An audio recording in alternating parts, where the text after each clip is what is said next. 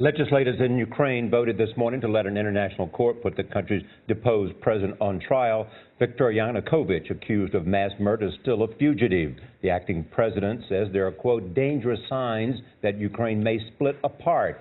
And Russia's prime minister calls the former leader's ouster armed mutiny. Holly Williams is in Kiev, where today's deadline to choose a new government will not be met. Holly, good morning.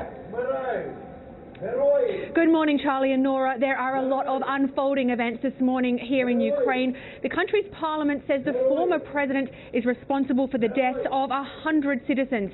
But the big question for now is who is actually in charge here? In a lake at the residence of former President Viktor Yanukovych, divers recovered these documents along with a bag of bullets.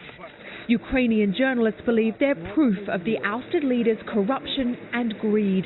But with Yanukovych now deposed, we found Ukraine's parliament building guarded by masked men armed with clubs. These are the same hardcore protesters who battled with riot police last week before the former president fled Ukraine's capital by helicopter.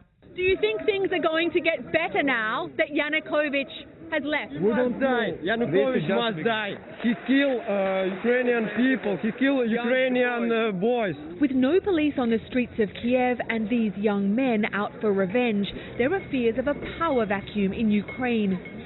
In the country's south, there have already been clashes between those who helped topple the former leader and others who still support him.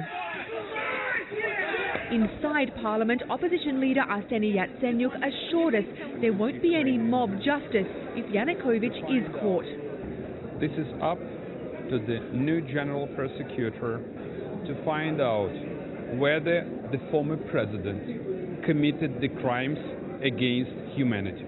Many expect Yatsenyuk to become Ukraine's prime minister in a new interim government, and he insisted Parliament is in control. Are you in charge of the whole country?